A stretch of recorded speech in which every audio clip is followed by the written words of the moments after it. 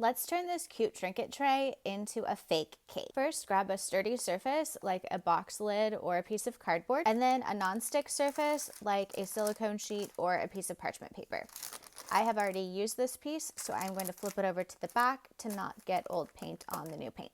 Next, we will lay down our tray, and the benefit of the parchment paper is to be able to slide it around the sturdy surface and also to pick it up and move it to somewhere where it can dry safely without damaging the paint. We're also going to add some super cute fake star sprinkles. Please make sure you do not use real sprinkles for this project. To begin, you will hold your piping bag in your hand, twist it at your thumb and the base of your first finger, and you will control the bag with your fingertips and the palm of your hand. Squeezing the bag will make the paint come out. Stopping it will stop. We're going to start on one corner and we're going to do the shell border method. So you're going to put down your piping tip on the edge, squeeze some out,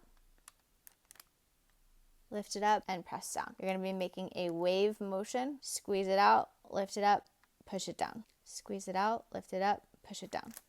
We're not lifting super high, just enough to get a cute little curve.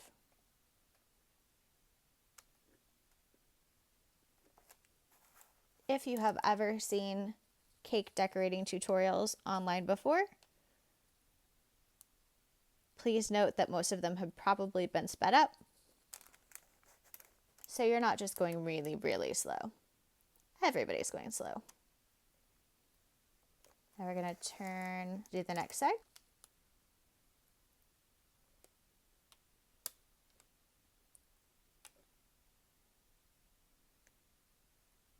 The most important thing is to go slow and steady. You do not have to count the number of shells that you make, and I could do one more here, or we could just start the next row, which I think I'm going to do because I like that a little bit better. So we'll turn and start the next round here.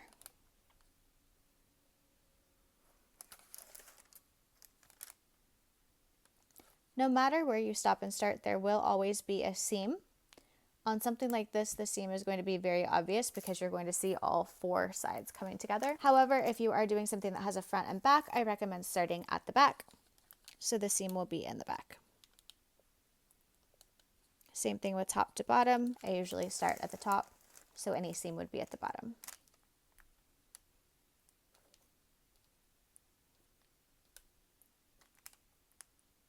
Here we're at the edge, and we're going to have our seam. And this is the most difficult one of the whole project. I kind of go at it from an angle. And there you have your full border. And at this point, you could stop here or you can add some fun stuff. And today, we're gonna add some sprinkles. I have my cute little fake sprinkles here. Since this is a flat project, and we actually can pick this up and shake it off, you can just pour the sprinkles straight on, or you can sprinkle them on by hand. Because these sprinkles are a little bit larger, they don't inherently stick as well as tiny, tiny glitter would. This paint is sticky, but if it's not stuck enough, it'll just brush off once it dries. So here I'm going to pour on sprinkles, and it's gonna look like a little bit of overkill, but a lot of those sprinkles on the top aren't going to stick.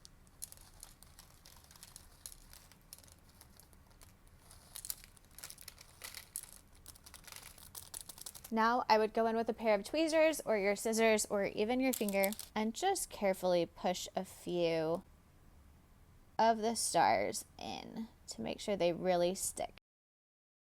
You definitely don't want too many standing straight up or you won't even be able to see them. So we'll kind of push them down a little bit.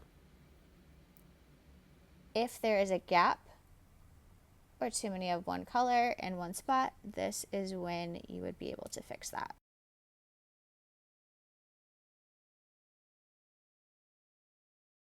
From here, we will carefully pick up the tray, shake off any excess. And you can see I shook a little bit too hard here. So I'm going to very carefully take my spatula and try to lift this shell back into place.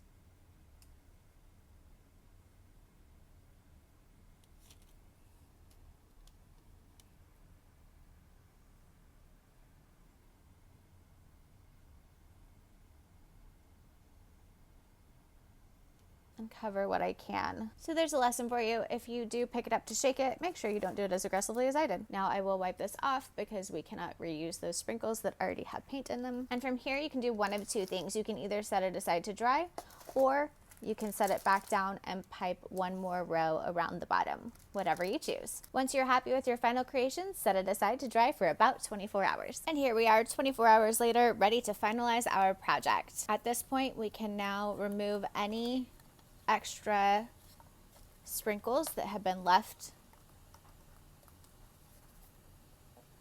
loose inside the project. And then from here, what I recommend doing is going around the edges and just giving kind of a rub to make sure that all of the sprinkles are going to stay. This will prevent you from having random sprinkles come off later and fall all over your house. It's not as big of a deal with the sprinkles as it is with any sort of glitter. Just so you don't have all that loose glitter all over your house.